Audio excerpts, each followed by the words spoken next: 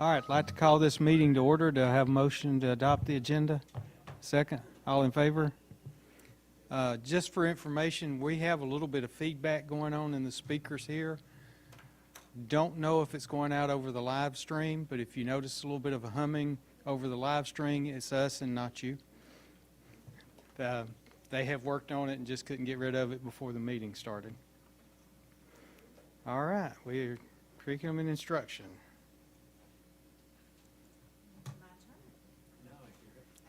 Now you can hear. So, thank you. All right, new employee orientation. I had mentioned at our last meeting that that was coming up, and it came up and it went. And so I wanted to spend a little time now that it has gone, just giving you some information about how it went. Just as a reminder, it is a joint venture, really, of all of us, but particularly teaching and learning and human resources. So Dr. Swafford, if you want to chime in at any point, please do. So if we could go to the next slide. Remember that we had 4 days of new employee orientation. Just a summary of day 1, that was an individual school orientation. So all of our new employees went to their individual schools, their home schools, and learned about that school. They learned about who do I see if the copier jams? What do I do if I want to enter an absence? What is the school behavior plan? What if I need to write a student up if a student makes a poor choice? What do I do? So those were all about very specific school informational events. We actually did this change of schedule based on feedback that you'll see that we've asked for before. Schools in the past did this the very last day, but they prefer to do it the first day because, as you can imagine, then they could meet other team members that they'll be working with, and that sort of becomes their group that they cling to or work with over the next few days. So that has been a huge positive change. Suzanne, I see you also have safety and security on there. That could be the first thing, because that's one of the things we teach all of our people is what the safety plans are. You want Yes, to talk sir. just a little bit about that, or maybe even Aaron would want to, but Absolutely. That's a huge part of that first I'll day. start, and then we'll let Dr. Turpin chime Okay. in. So each school, as you know, although we have some very similar protocols in regards to our expectations, each school's a little different, right? It looks a little different. So where you might go, for instance, for a tornado watch at one place would be different than another. We all have our Centegix badges, so that is a similar protocol, but for them to understand how to use those. Quite frankly, you just can't go over this information enough. One time's not enough. They are drinking from a fire hose, and so we repeat the information quite often so that it does indeed sink in. Dr. Turpin, anything to add in regards to safety and security? Certainly. We have an agenda item next. We're going to dive deep into safety. But also, when our new colleagues go to the orientation at their campus, they physically walk out to where do you walk for a fire drill. And they have those conversations. Okay, if this path is blocked, what is your alternative path? So familiarization with not only the building, but with the campus and the potential evacuation routes as well. Things you really can only cover by walking through it on campus. Great point, because oftentimes this is the first time that they will literally take a tour of the entire school, right, so that they can get familiar with the layout of each school. You'll see over to the right a literal orientation from East Hall High School. This is their learning targets that they had, and then some parts of their agenda, so very specified to the unique school location. Okay, day 2 was human resources. Dr. Swafford, do you want to take this one? I would love to. So on day 2, we like to spend, that's the first time that the new hires are with the district as a whole. And so on day 2, the principals start off that morning by coming and having breakfast with their team members. And on day 1, only our certified personnel report to the school. But on day 2, everyone is there. All certified, all classified are invited to this day. And so they get to meet with their principal or their supervisor, for example. If a person works in transportation, then the supervisor from transportation, whether it's a route supervisor or Billy Wells himself, is there.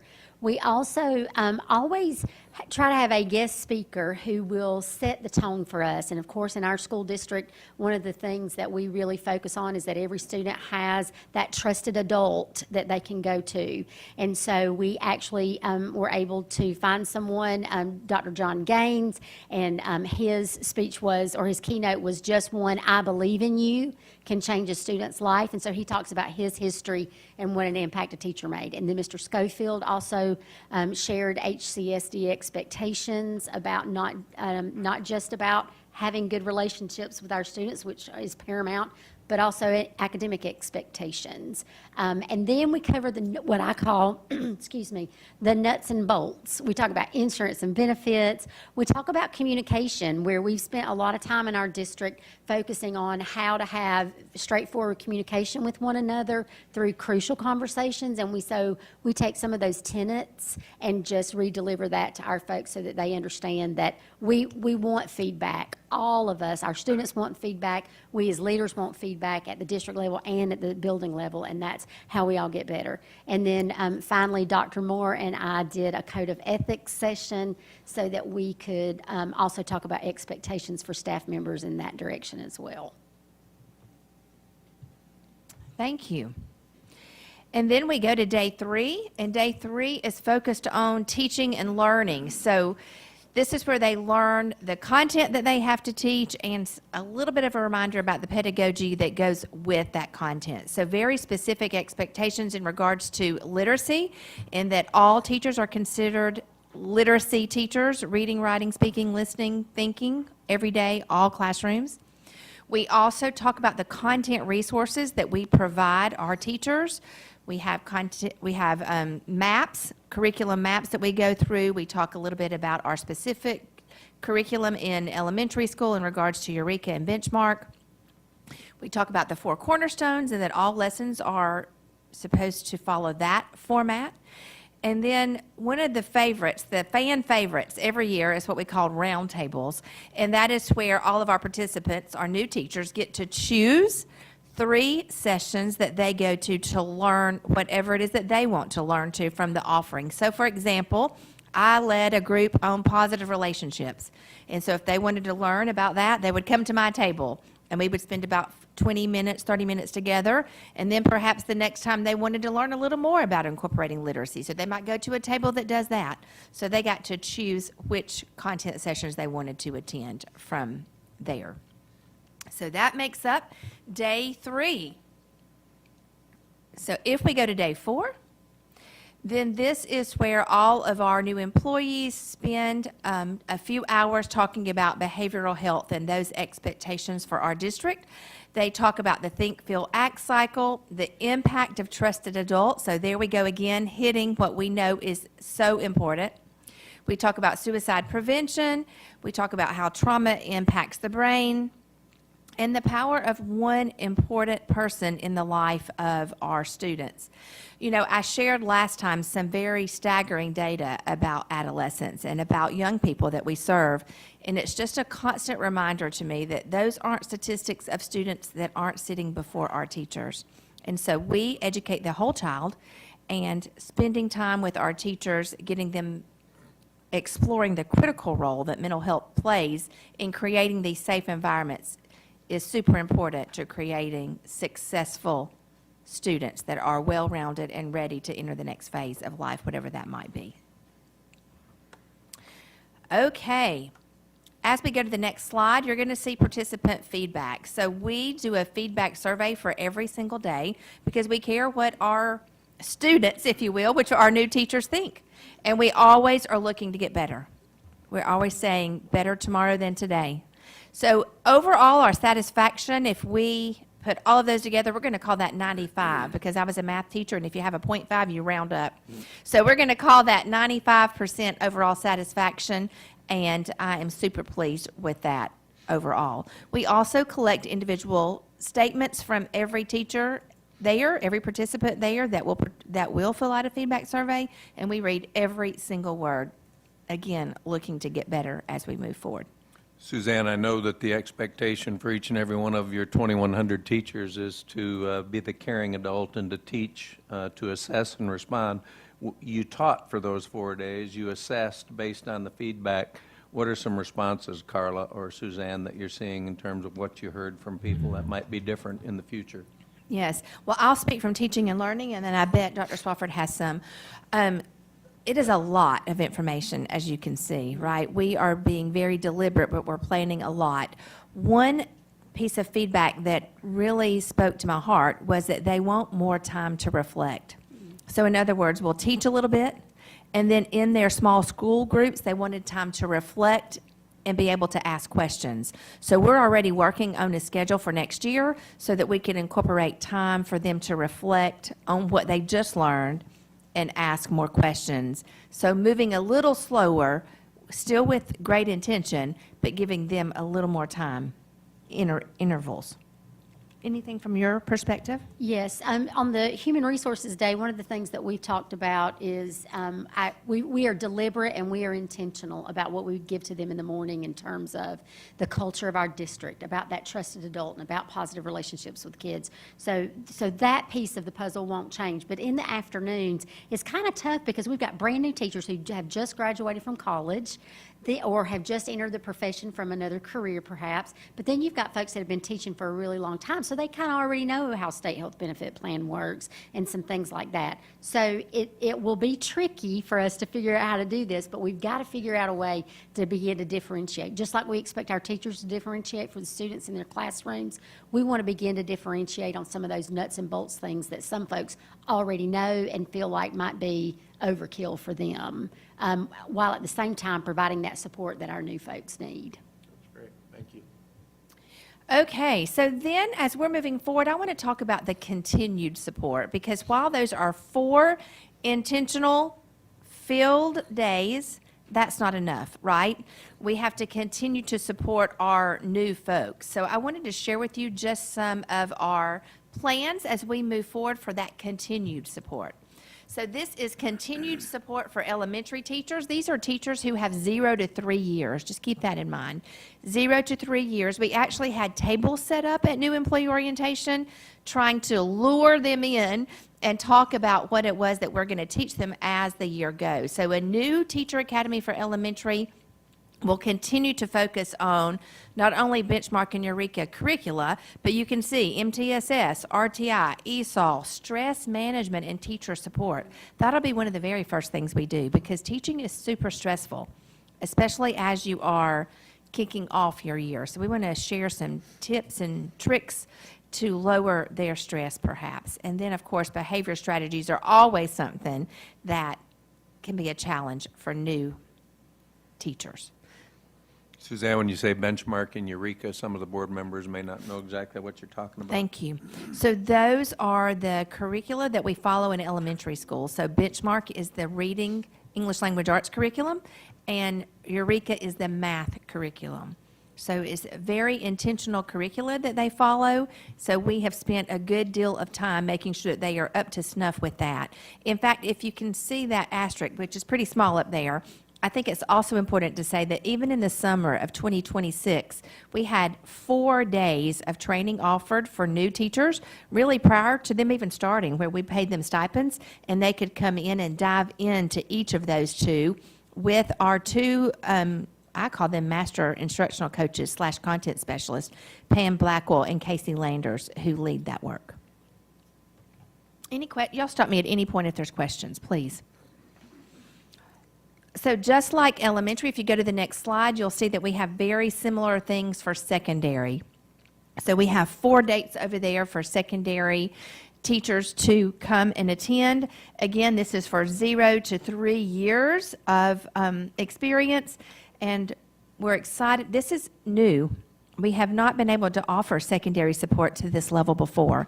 So this is a new initiative that I am looking forward to offering those secondary teachers coming up this year, with very similar topics over to the left, as you can see.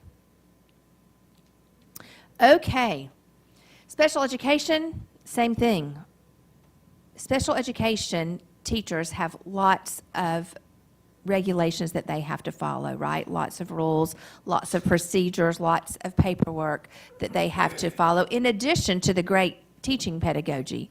So we are spending a good deal of time this year with, just like you heard with elementary. We had a special education success summit over the summer where we had 47 teachers and speech language pathologists attend. So that was prior to school starting. And then in addition, we have some additional PL planned for this year around PLCs and compliance clinics where they're going to get to work on the IEP paperwork side of special education. So continued support for elementary, continued support for secondary, continued support for special education teachers. And then finally, if you go to the last slide, you will see that each individual school is to have an individual mentoring program. Dr. Swafford did a great job of asking schools to provide some evidence of this. Would you like to take this slide? So we do ask that every school have an individual mentoring program, and in fact, this is something that's required of the state by the state of us. And so each school has designated a mentoring program coordinator. Sometimes that's the principal, sometimes it's an assistant principal, or even a counselor might coordinate that for them.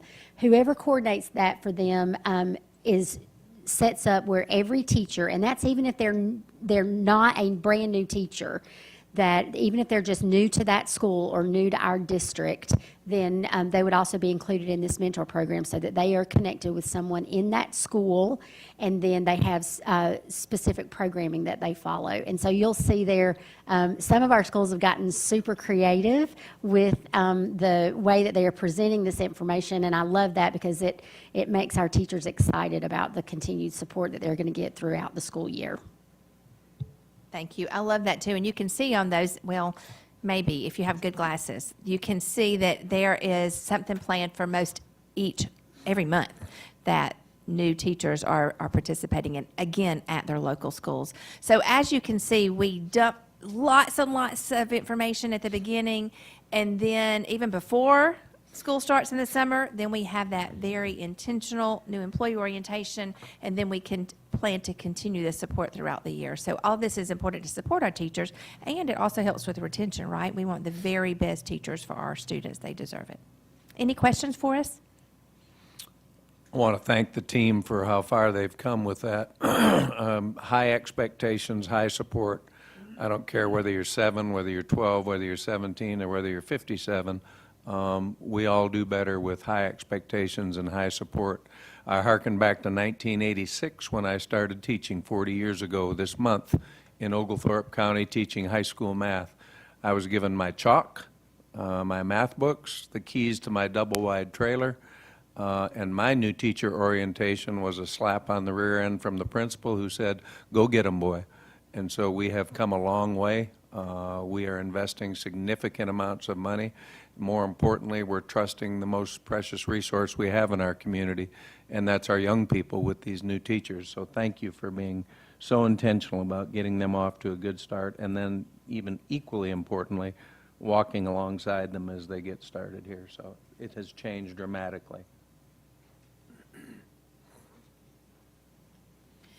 Okay, I think next up is safety updates. Dr. Turpin?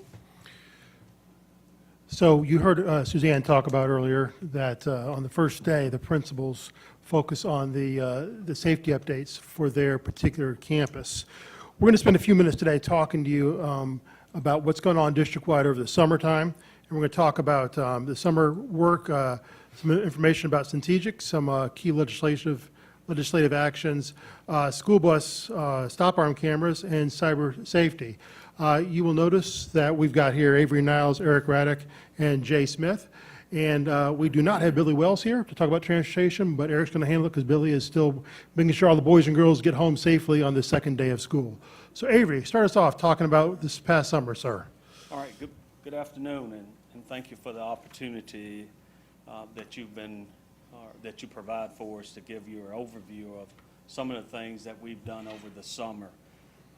I'm often reminded that our work begins as soon as the school ends, and we have done such a good job at that. First, I want to talk about the safety plans, and all of us know how important those safety plans are. It's not a document that stays on the bookshelf. It's one that's actually available for the teachers as well as the principals to give updates on security measures, what we have in place. And not only that, but the process to follow when incidents or accidents happen on the school campuses. So we've updated that. We sent it out early. They're due back this week, this Friday. We'll go through each and every last one of those plans to make sure that all the contents is involved in those plans. Once we receive those back and have approved off on that, we'll send those to our local GMA representatives. They'll look at it and make sure that we have the contents covered. And then from there, we will send them on to the state, and they will go into the state's database.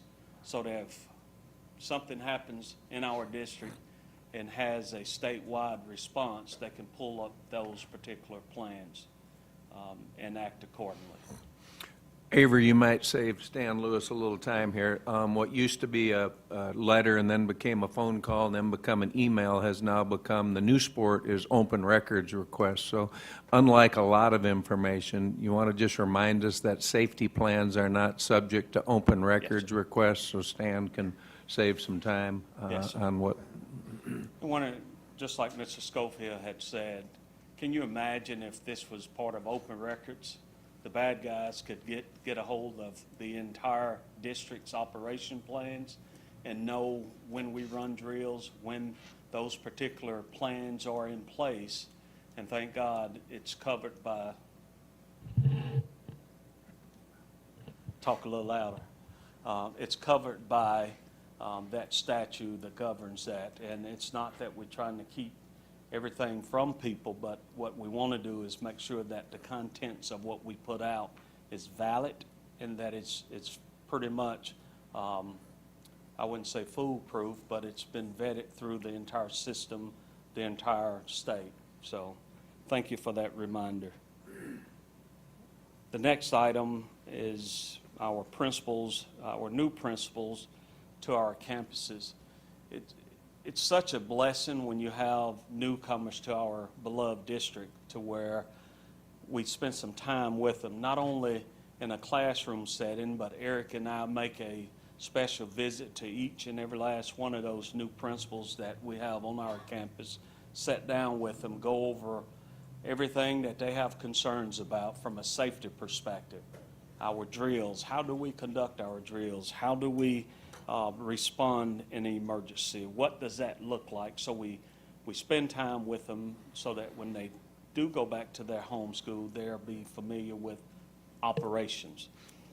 The unique thing that we done this time was that we've done a tabletop exercise on safety, the do's and don'ts, and our partners with the sheriff's office, all of our school resource officers was present with this and heard the exact same thing. So it's a muscle memory. They know the process. They know how to act. They know when to act. So that was critical in those tabletop exercise, life scenarios, and they having to talk with them, their team, their management team, their school leadership team, not management team, the do's and don'ts and how they respond under pressure. And everything is timed so that they have to get input, and that input is so critical for timing perspective to make sure that they, A, cover the bases, and then B, make sure that they can communicate out what's happened, all in a timely manner. Strategic's badge replacement is one of the next item that we have, and Mr. Schofield had just indicated over 2,100 teachers a few minutes ago about those new teachers or teachers in our district. We knocked that up a little bit, and we add our bus drivers, our people that's in food services, those individuals that has a strategic badge. We take all those up at the end of school, and we replace them so that when the teachers and those individuals come back on the first day of school, there's not any issues with communications. as it relates to the Centegix document. And of course, you know, like Centegix says, when seconds counts, the badge is right there at their fingertips. So we make certain that those badges are update, batteries have no issues with that. Okay? Along with the badges, want you to know that every one of our student badges now, with middle and high schools that wear the badges on the back, is the 988 number, and a reminder that it's okay to say you're not okay. The 988 number in Georgia now, getting 1,000 calls a day from individuals who are hurting and just want some help. So that is now on the back of all of our students' ID badges. Grid maps, I won't go into a whole lot of details about those, but every school has a set of plans that we incorporate with our 911 center, our sheriff's office personnel, so that if something happened, those responding individuals can pull it up on that CAD system, the computerized system in the cars, and dispatch can pull up our cameras to monitor the traffic and things that happens within the school itself. The next item is our door security and cameras. Throughout the district, we have went by and made certain that the principals or the safety coordinators have access to documentation to make sure that if a camera is out, we get it replaced. If it needs to be repaired or the lens need to be cleaned, we get that taken care of over the summer. Public safety, active shooter training drills. We conduct that with our partners at the sheriff's office as well as our local GEMA and our fire department. Our fire services conduct at one of our campuses. This past summer, it was at East Hall High School, where we brought all those individuals, new officers, to our school resource-based programs, took part into that, invited some neighboring law enforcement agencies who also participated in that. Very, very, very productive. And last but not least, and I mentioned about cameras and cameras update, it's an ongoing situation. Cameras going to go out, or we need coverage in certain areas. For instance, like our canopies where we've reconstructed that area where the school kids can get off the bus without getting wet. Well, now we have to make sure that the cameras are adjusted so that we can get coverage if things happen within that zone. Okay? So while Eric is coming up to the next slide, I want to point out what we're sharing today is not going to be information that's going to compromise the safety of our students or staff. For instance, that first slide, that was not our campus. However, I found that campus map on the internet. So you're going to see some videos here, and we've been very intentional about not having anything in the videos that will compromise the safety of our students or staff.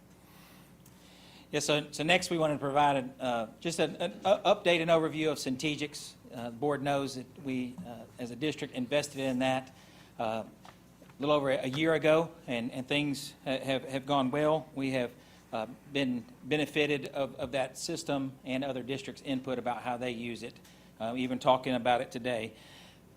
Over the summer, Jay and his team conducted a district-wide review of all of our systems, noting where things may need to be looked at or addressed, any issues.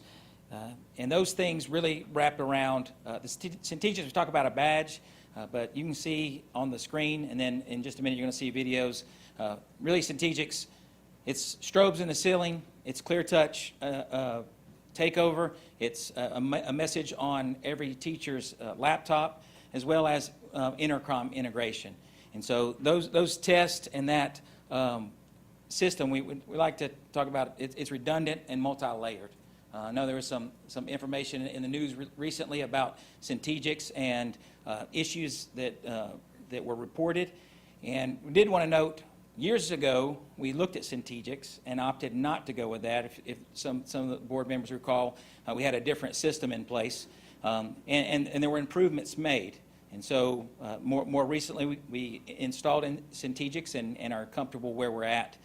The last thing I'll talk about before we look at the videos is the 911 center integration. You're going to see that kind of in real life. I think that's a huge benefit. As soon as that button is pressed 8 times, district staffs get notified, SROs get notified, and the 911 center is getting notified, and the cameras and grid maps are being pulled up. So Mallory, if we could play the Johnson video, just two quick videos. This first one doesn't have audio, but you'll see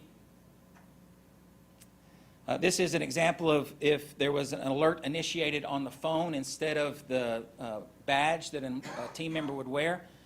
And so you can see that's a clear touch in a classroom that has the message, and then the strobe is blinking red. And so as they go into the next room, you'll see more screens with it on, and this would be the expectation, across the campus. Obviously, this is just for video purposes, so there's people sitting, in the library there. As this one concludes, I'll set up the next video. This is at Deal Elementary. We test the system twice a year, once when we get back from summer break and once when we get back from winter break.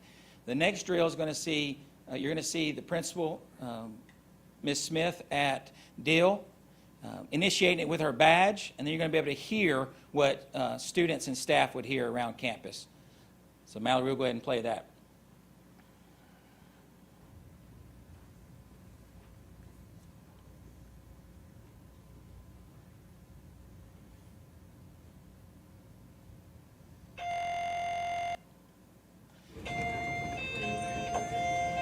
As we said, you can see that's the 911 center.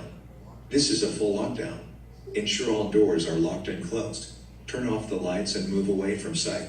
Silence all mobile devices. Maintain silence. Do not open the door. This is a full lockdown. This is a full lockdown. Ensure all doors are locked and closed. Turn off the lights and move away from sight. Silence all mobile devices. Maintain silence. This is a full lockdown. This is a full lockdown. Ensure all doors are locked and closed. Turn off the lights and move away from sight. Silence all mobile devices. Go back to normal days. We are all. Then, as you saw in the Johnson video, that all clear message is just another message to let folks campus-wide know that things are safe. Any questions about Centegix? I want to honor our time, but also provide any information. Yes, sir. Is there a 7, or is there enough variance between the last alerts, be it 4, so that someone doesn't accidentally, they're going to 7 and accidentally hit 8? Yeah, so that's a great question when we're talking about accidental or false alarm. So there's only 2 alerts that you can use the badge for. One is what's called a staff alert. We have really landed on just using it for medical emergencies, and that's 3 presses. So you'd have to, almost triple the amount that it would take. And certainly those things happen. We've talked a lot within our team and with the sheriff's office. We would rather overreact than underreact. We know there's great stress involved in a false alarm, but between that safety measure that Centegix has and the badge holders that we wear, compared to other districts, we're in a really good place as far as the number of false alarms. Other questions? While they're pulling up a next slide, 2 more points about Centegix. Frankly, the Centegix intercom integration from the company is not good and is not reliable. So we actually have our own integration with intercoms. What you heard there is our integration with intercoms. It's tested, it's worked. Jay's team has done a fantastic job of doing that. We also believe that the little strobes on the ceiling, you see one right, I can't see it, it's a post in a way, but it's up there on the ceiling, that is not sufficient enough. That's why we have every clear touch in the classroom and the digital signage in the hallway take over. It also takes over the teacher laptops, and while the teachers can minimize the take over on the laptop so they can communicate with the front office via email, but the staff cannot turn off the notification on the clear touches. So they cannot, it's in constant state until it goes to the clear state. So we have integrated the components of our ecosystem into Centegix, so it really is a campus-wide solution. Yeah, so quickly, we just wanted to update you on these 2 legal bills that were recently passed. So House Bill 268 required several things. 2 things we're highlighting. One is an anonymous reporting system that's monitored 24 hours a day. So the district has long had a tip line that you could call or text, and a way to enter it through email.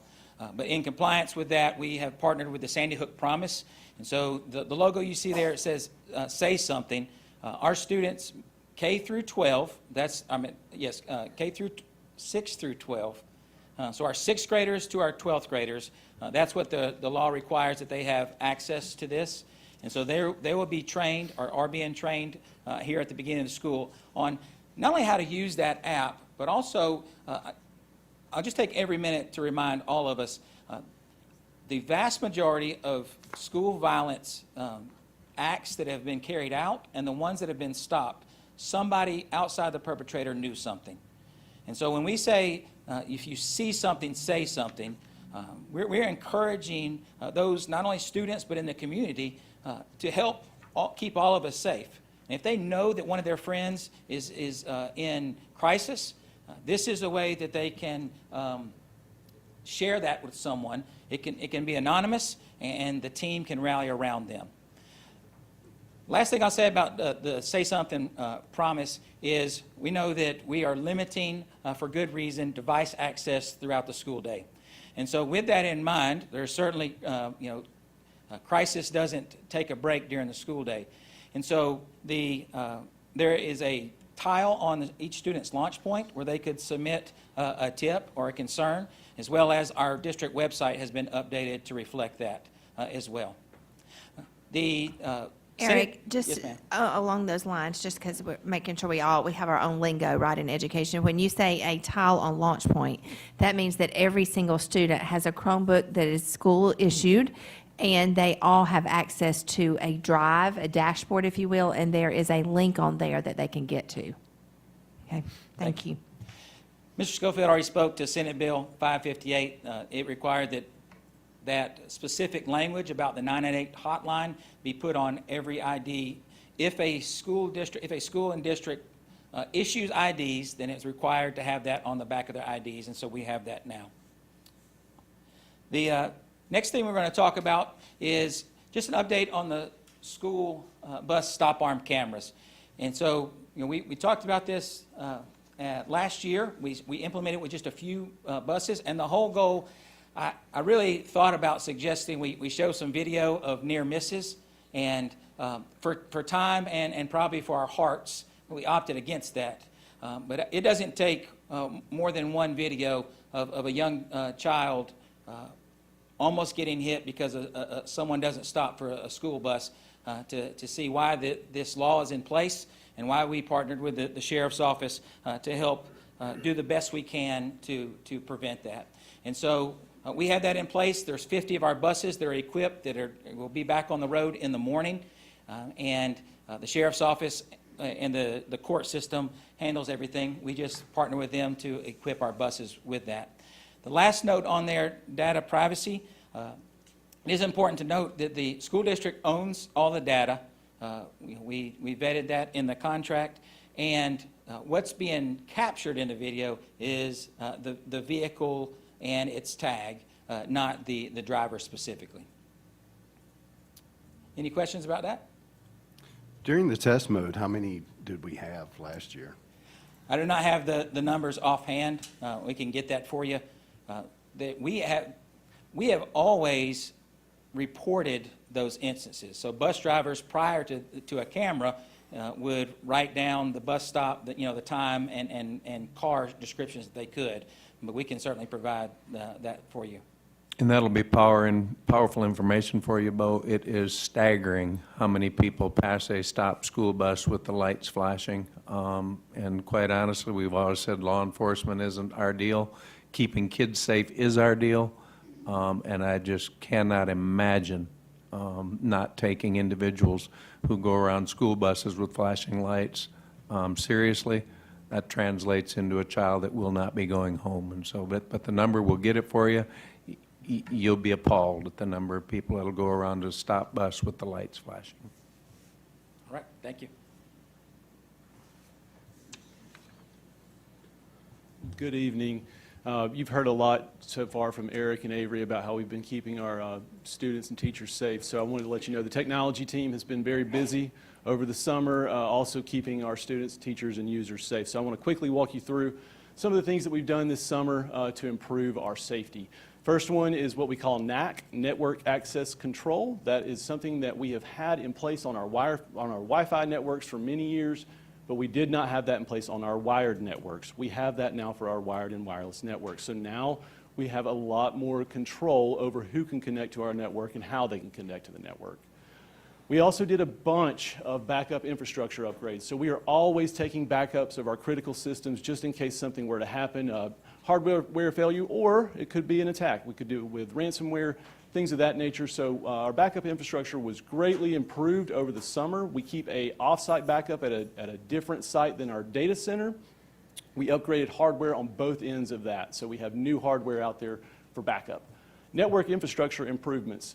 So I won't bore you with the details there, but what we did is we made some improvements to our hardware that handles all of our internal traffic, as well as some configurations. The team had noticed some errors popping up that were kind of frustrating them. That led to a bigger conversation, and we really found out a network bottleneck that we were able to remove. So we did some really good network infrastructure improvements over the summer. And finally, I'll wrap it up with our enhanced Windows firewall configuration. This just adds another layer of protection to people's machines, to our users' machines, student Chromebooks, Windows laptops, things of that nature. We've done a lot to improve the firewall on that side. So those are the things that we've done for safety. Again, the technology team was very busy over the summer with these upgrades. So while Avery's stepping back up to the podium, K-12 continues to be a attack vector in the cybersecurity. You may have read this a couple weeks ago, a Metro Atlanta district got hacked, a major hack. Jonathan has been very vigilant, talking to his folks about procedures and such just in the past several weeks. So, Jay, thank you for all your work on this. Mr. Niles. And last but not least, we want to talk about our partnership that we have established and have had it for a while, our partners at the Sheriff's Office, not that just them, but our local partners with the Gainesville Police Department, Oakwood Police Department, Flowery Branch Police Department, our friends at our E911 Center, and then a local GEMA as well as the statewide GEMA Task Force, 911 Communication, the Sandy Hook Promise, cybersecurity, through the FBI team. It is so refreshing when you need someone, you can pick up the phone and they assist you, not based on just because you're Hall County Schools, but it's on the relationship that we have established. And we're so grateful that we can, those relationships expand beyond the walls. So what questions can Avery, Jay, or Eric, or I answer for you? Well, let me, I wish I could come here and speak, not as a board member, but as a parent, a grandparent. Because I was a bit of a stickler, I guess in the 2000s about security. Will would probably nod on occasion, because I had 3 children in school. As of this week, I have 3 grandchildren in the district, and this thing hasn't grown, and additionally, it has grown exponentially in what you guys have done, and I'm thrilled about it. And you know, nothing's perfect. You keep going day to day to day, but I, as a parent and now a grandparent, thank you for what you guys have done. It's quite amazing, and I know you'll continue doing what you're doing. Would like to point out, when we mention our SROs and we talk about a partnership with the Sheriff's Department, our SROs are sheriff deputies. They're employed by Hall County Sheriff's Department. They're not a private security firm. They're not just hired by us. They are active law enforcement. There's 25 of them that's assigned to just our Sheriff's Office, from the Sheriff's Office to the school system. Thank you all. Thank you.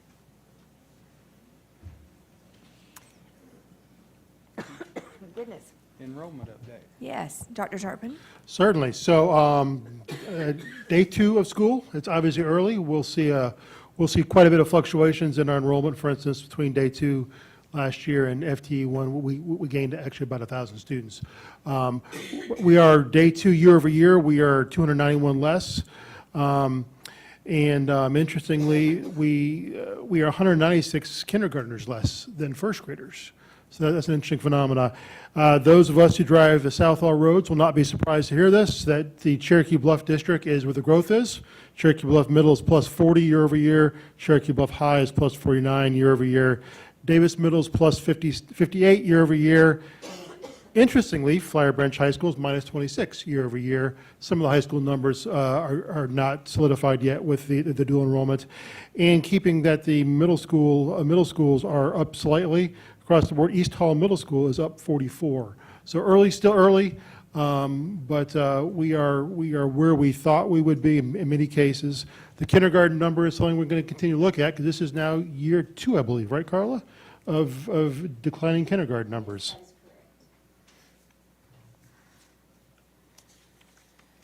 Any questions regarding enrollments? What is our total enrollment this year for Hall County? Right now, we're at 25,000. Yeah.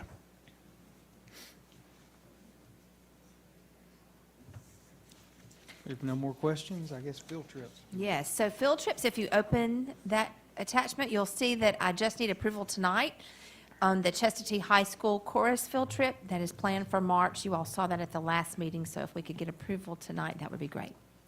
Do I have a motion? Motion. Second? All in favor?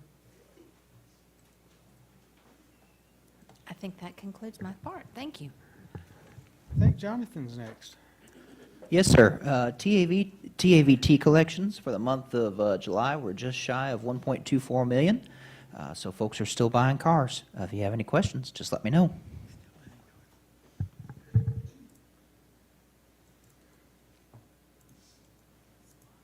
East Splost. Yes, sir. East Lost for the month was just over $3.9 million in the month of July. Overall, healthy number and what we expect for this time of year compared to last month. If you have any questions, let me know.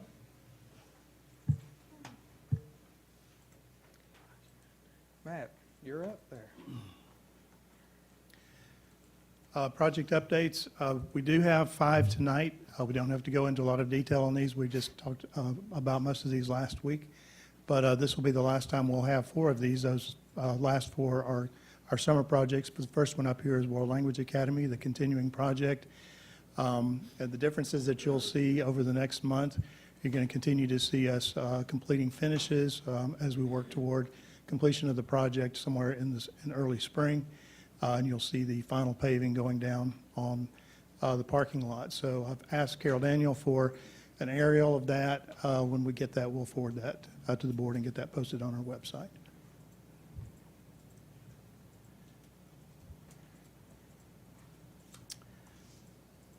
Second up is North Hall High School. A reminder, we do have a work session planned in the month of September 14th, on site at North Hall High School.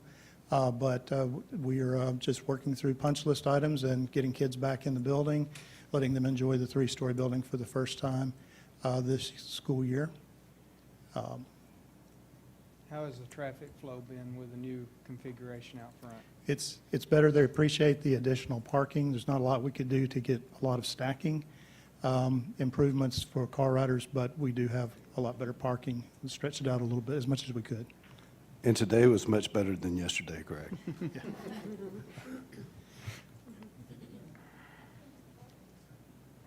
Flower Branch Elementary School, getting good reports on this one. As you see on the right-hand side of that photograph, the car stack line is double 2 lanes until it goes into the teardrop there at the top and then comes to 1 lane back and loops around to the front entrance. The other side that you see there with all the concrete, that's where the buses are. It's kind of swapped where things are and did some things to give us a little bit more space here. We're getting good reports so far. Again, we're always a little heavier at the beginning of the school year, but we believe we're going to settle into a really noticeable improvement.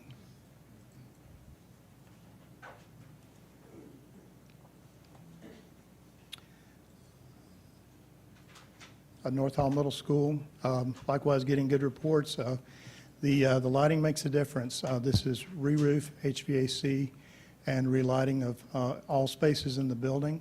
But these two buildings had a very unusual lighting package back in the time that they were built, almost 40 years ago, so this was a much-needed improvement to the school.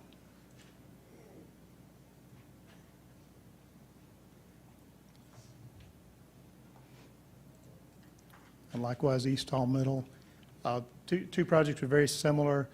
Difference being, we did some paving improvements last year at North Hall. We did that for East Hall this year. So again, it's a really big difference for East Hall Middle inside and out. Any questions about the project updates?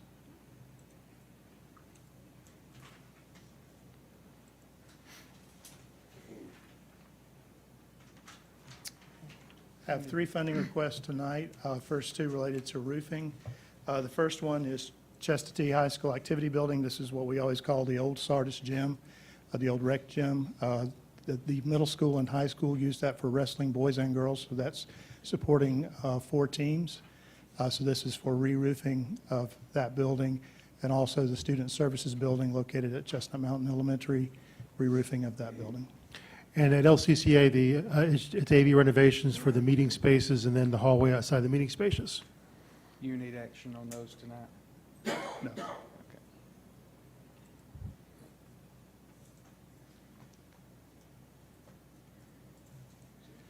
And last item for facilities is the 5-year plan.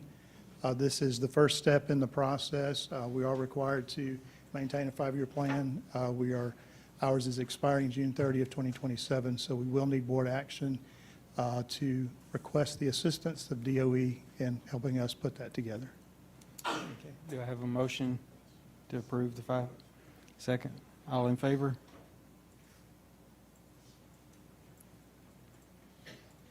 And personnel. You have in front of you the personnel action items for tonight, and I'm happy to answer any questions that you might have. Dr. Swafford sent those to you last week. I'd like to make that in the form of a recommendation. No motion? Do I have a second? All in favor? And Carla, our favorite question for this time of the year, how many vacancies do we still have? One. Wow. That's awesome. All right. Do I have a motion to adjourn? Second. All in favor? That'll complete the regular meeting. We'll have the budget hearing at 6 o'clock.